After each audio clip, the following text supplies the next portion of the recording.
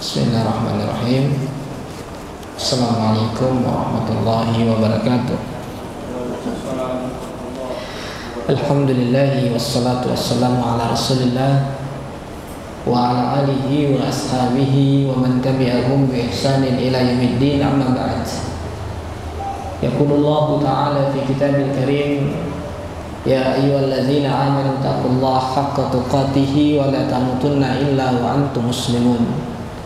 Allahumma salli wa sallim ala abdika wa rasulika nabiyina Muhammadin wa ala alihi wa ashabihi ajma'in.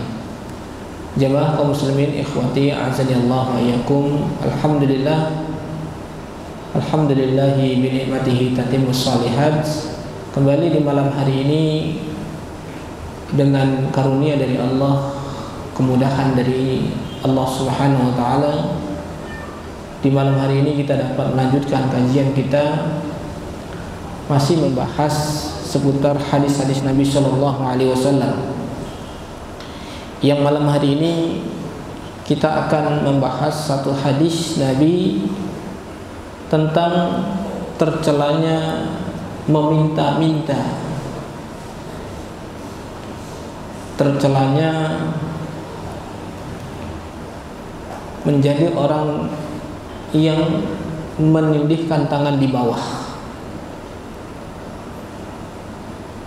Jamaah kaum muslimin ikhwati azanillahu wa iyyakum, mengharapkan sesuatu dari perkara dunia,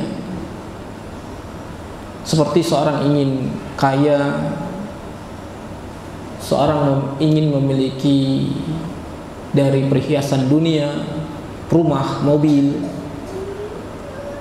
ini tidaklah terlarang dan tidaklah tercela. Bahkan ini merupakan sebuah tabiat, hal yang wajar.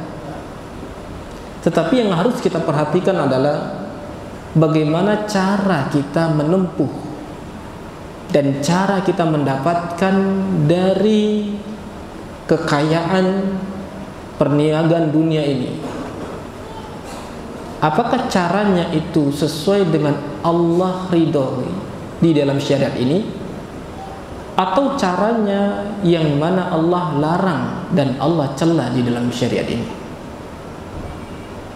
Seperti sesuatu yang Allah larang dan Nabi kita melarang adalah mendapat kekayaan atau mengayakan diri dengan cara meminta-minta kepada manusia, dengan cara mengemis dengan manusia. Padahal dari segi finansial, seorang tadi ini memiliki kecukupan dan segala hal yang Allah telah berikan kepada dirinya. Tetapi karena sifat dan karakter yang ada pada diri seorang menjadikan dia mengais, mengemis kepada setiap manusia. Jemaah, ada salah seorang sahabat Nabi yang bernama Hakim bin Hizam.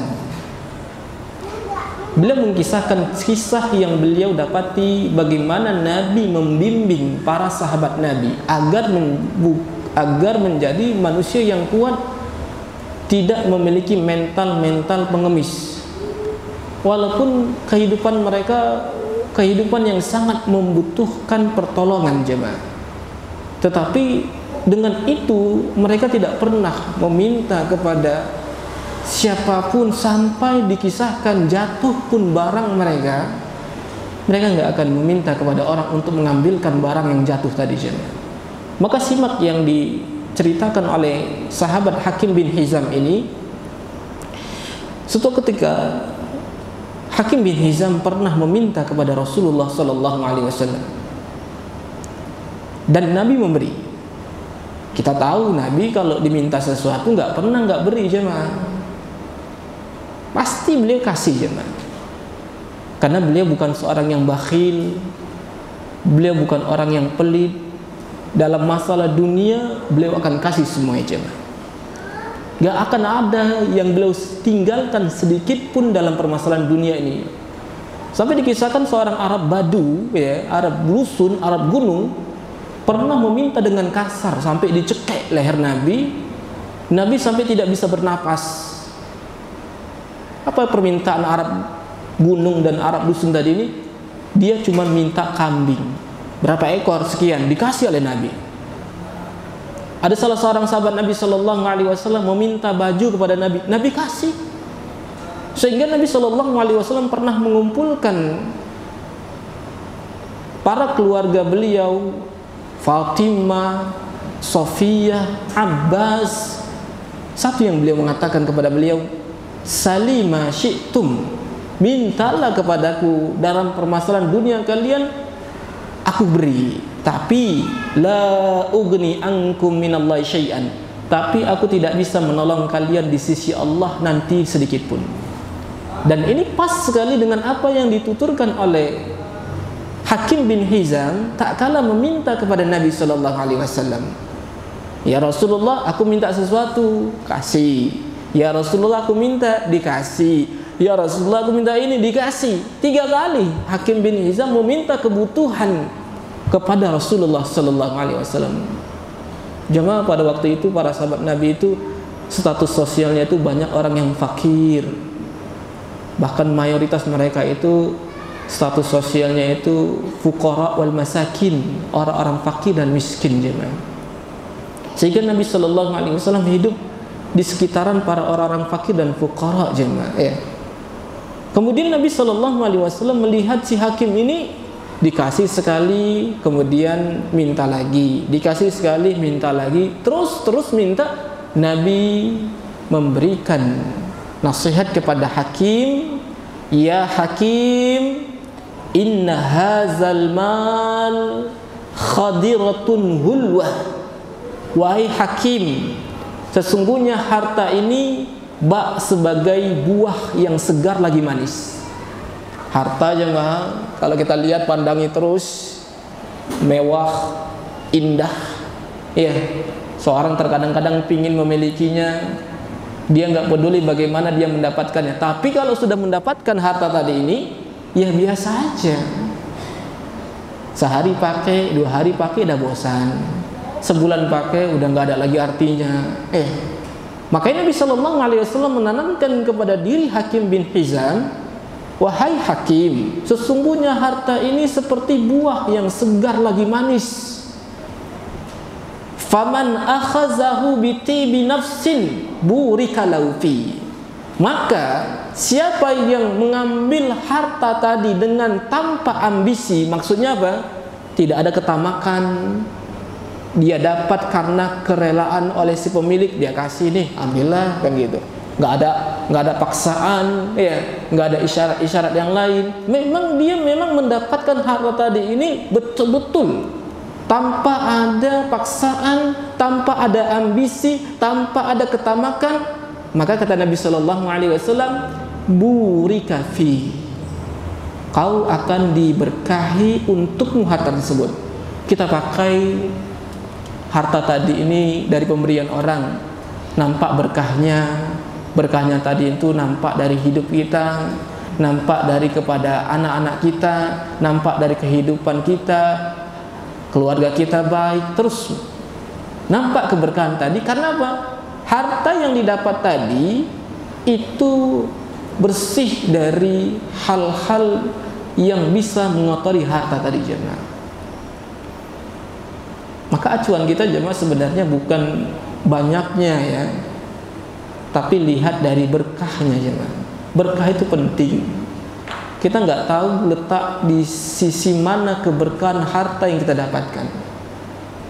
Dan kita jangan lihat berapa jumlah besarnya, karena kalau kita mengukur standarisasi yang kita dapatkan itu terkadang berbeda dengan apa yang didapati orang lain, jemaah. Sehingga dengan itu kita kurang bersyukur. Kalau kita mengukur nikmat Allah dari sebuah harta tadi ini dari nominal aja, udah skala perbandingan jadinya. A mendapatkan per bulannya 2 jijit, B mendapatkan misalnya 3 ikat, C mendapatkan kurang dari itu, jemaah. Akhirnya dia mengklaim di hadapan Allah Subhanahu wa taala, apa yang kurang? Apa yang kurang dari ini? Bukankah aku udah sholat, Bukankah aku sudah puasa? Bukankah aku sudah membaca Al-Quran juga? Dan aku juga udah ikhtiar. Tapi kenapa segini-segini aja? Ini pola pikir yang harus kita luruskan jemaah. Karena kita melihat dari satu sisi aja, tak kala kenikmatan harta tadi yang Allah berikan hanya nominal dan jumlah aja. Tapi tak kala kita melihat dari sisi keberkahannya, kita lihat anak kita walhamdulillah sehat,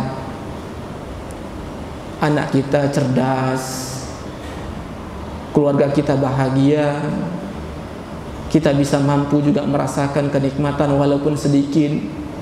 Itu seharusnya bisa menjadikan kita lebih lagi bersyukur kepada Allah Subhanahu wa taala. Tanpa kita harus melihat ke kanan, tanpa kita harus melihat ke kiri, tanpa kita harus melihat ke depan, sehingga apa? Menjadi skala perbandingan kita, sehingga kita kurang bersyukur. Akhirnya kita sedih, akhirnya kita galau, akhirnya kita ditambah di dalam diri kita ambisi, ketamakan, bagaimana caranya menghasilkan harta agar sama dengan si A, agar sama dengan si B. Gak peduli lagi dengan cara yang haram, tidak peduli lagi dengan cara yang halal, ya, gak peduli. Yang penting bagaimana bisa mensamakan status saya dengan si A dan si B. Akhirnya apa? Yang seharusnya menjadi titik beratnya itu adalah keberkahan. Keberkahan tadi tidak menjadi suatu yang nomor satu lagi jemaah. Yang penting banyak, yang penting nominalnya besar, yang penting walaupun dengan cara merampas, walaupun dengan cara menipu, walaupun dengan cara culas, walaupun dengan cara memaksa. Akhirnya apa? Semua cara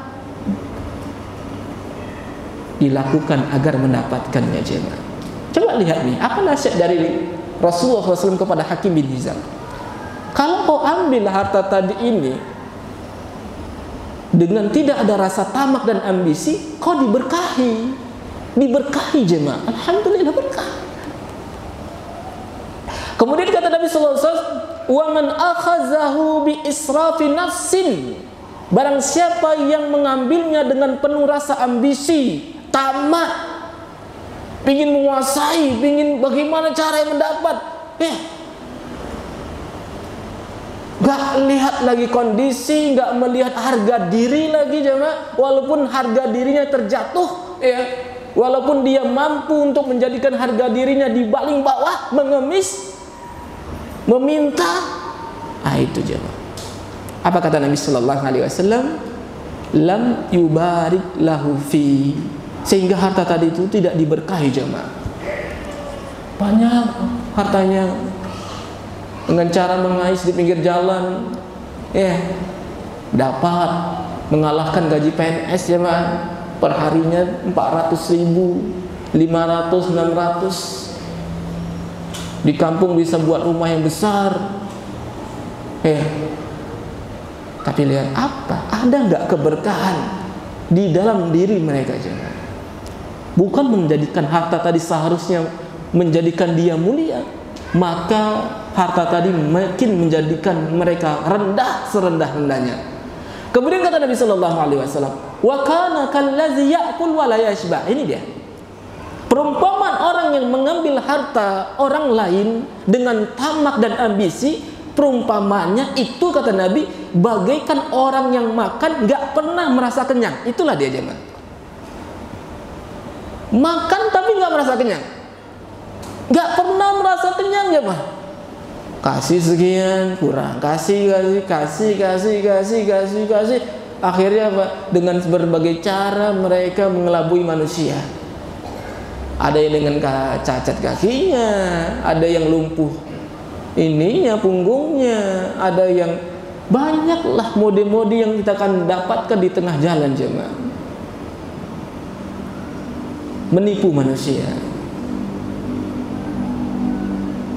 kecanduan meminta kepada orang, gak mau bekerja. Inilah sifat karakter mereka. Sehingga Nabi sallallahu alaihi wasallam mengatakan apa? Kallazi ya'kul wa la yashba. Orang yang makan banyak tapi gak kenyang. Na'udzubillah. Makan banyak tapi gak kenyang.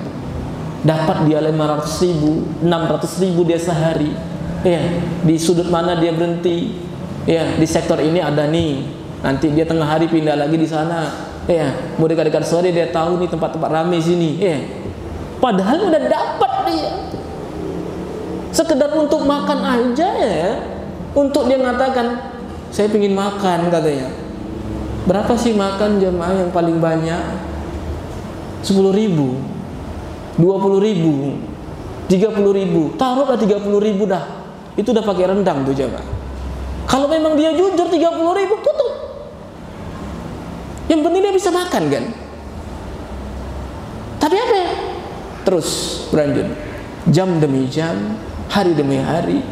Ya, nanti di tengah malam baru mereka pulang, sehat walafiat, tidak ada sedikit pun sakit. Maka perumpamaan mereka, kata Nabi Shallallahu Alaihi Wasallam, kallazi yakul wala yashbah, orang yang makan tapi nggak pernah kenyang. Kemudian Nabi Shallallahu Alaihi Wasallam di akhir nasihat Nabi kepada Hakim bin Hizam, wal yadul ulya khairum min yadis sufla, tangan di atas lebih baik daripada tangan di bawah. Ini motivasi jemaah. Motivasi, jadikan hidupmu seperti ini. Tangan di atas lebih baik daripada di bawah. Jangan sampai kita seperti ini di hadapan manusia. Kenapa? Karena ini yang sangat tercela jemaah. Dan ini sangat mengena nasihat ini di dalam sanubari yang ada dalam diri Hakim bin Hizam. Apa kata Hakim bin Hizam setelah mendapatkan nasihat ini jemaah? Ya Rasulullah, wallazi ba'asaka bil haq, wahai Rasulullah, demi zat yang telah mengutusmu dengan kebenaran, aku tidak akan meminta harta kepada satu orang pun sepeninggal dirimu hingga aku mati. Tekad nih jemaah, tekad yang di mulut, apalagi para sahabat, dia nggak akan pernah Allah, kata beliau. Dan betul, tidak pernah dia kekhalifahan Abu Bakar Siddiq, tidak pernah minta Umar bin Khattab. Padahal kata Umar bin Khattab, dia layak mendapat santunan jemaah. Dia, tapi dengan ifah, dengan rasa ada di dalam diri apa? Terjaga diri mereka jemaah. Allah Subhanahu wa taala memuji para sahabat Nabi sallallahu alaihi wasallam di dalam surat Al-Baqarah.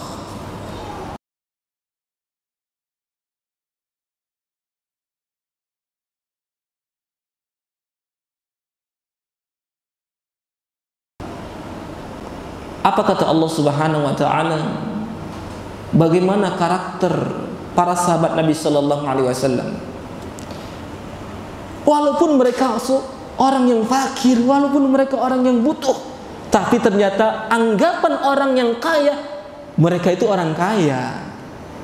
Silakan simak firman Allah di dalam surah Al-Baqarah ayat 273. A'udzubillahi minasyaitonir rajim. Lil fuqara'il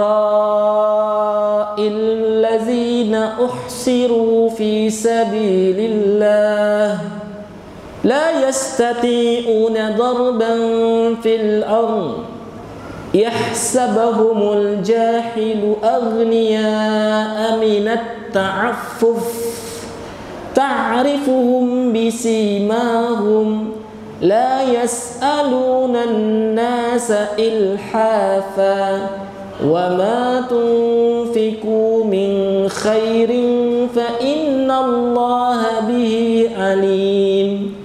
Apa kata Nabi, kata Allah Subhanahu wa taala kepada orang-orang yang fakir, berinfaklah di jalan Allah karena mereka tertahan, tidak mampu berusaha di muka bumi. Ahlus Sufa jemaah, antum tahu Ahlus Sufa? Orang yang setia di masjid Nabi, yang mayoritas mereka itu telah meninggalkan kampung halaman mereka, meninggalkan harta, meninggalkan keluarga demi kecintaan, menjaga keimanan, bersyahadat di hadapan Nabi, dan Nabi menampung mereka. Nabi makan, mereka makan. Nabi tidak makan, mereka pun gak makan jemaah. Pakaian mereka, ada sebagian mereka tidak menutupi auratnya. Tapi apa kata Allah Subhanahu wa taala? La yastati'una darban fil ard. Sampai-sampai mereka tidak bisa untuk berjihad seperti layaknya para sahabat yang memiliki harta jemaah. Abdurrahman bin Auf bagaimana menyantuni para mujahidin, menyiapkan 100 kuda agar mereka berangkat. Sebagian orang dijanjikan oleh Nabi yang nggak memiliki apa-apa, kau berangkat ya. Di hari H ternyata Nabi nggak memiliki apa-apa jemaah, nggak mampu Nabi membawa mereka. Apa kata Allah Subhanahu Wa Taala? Menangis, air mata mereka keluar. Kenapa aku nggak dibawa? Kok gini kali? Ya. Dan la yastati'una darban fil ard. Nggak mampu mereka untuk ikut berjihad, nggak mampu mereka ikut di medan perang. Padahal mereka ingin syahid. Padahal mereka ingin mati di jalan Allah. Yahsabuhumul jahilu aghnia, sampai-sampai orang-orang kaya melihat mereka, ini betul nih orang miskin nggak? Ini betul orang fakir nggak? Kenapa orang-orang kaya tadi menganggap mereka itu seperti orang kaya?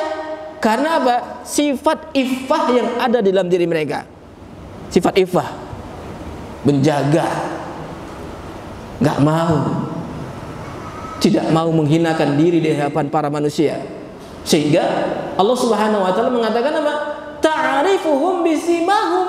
Padahal dari sifat mereka aja sudah tahu kok ini orang fakir ini. Ahlus Suffah, dikatakan Ahlus Suffah, tahu antum? Kenapa dikatakan Ahlus Suffah? Karena nggak memiliki apa-apa jemaah. Nggak memiliki pakaian yang lengkap, nggak memiliki makanan, tidak memiliki keluarga, harta mereka ditinggal di kampung halaman. Ta'rifuhum bisimahum. Dengan sifat lihat orang aja udah tahu langsung. Ini Ahlus Suffah. La yas'aluna nasa ilhafa. Sehingga apa? Mereka memiliki sifat tidak meminta kepada orang secara mendesak. Wa ma tunfiqu min khairin fa innallaha bi alim.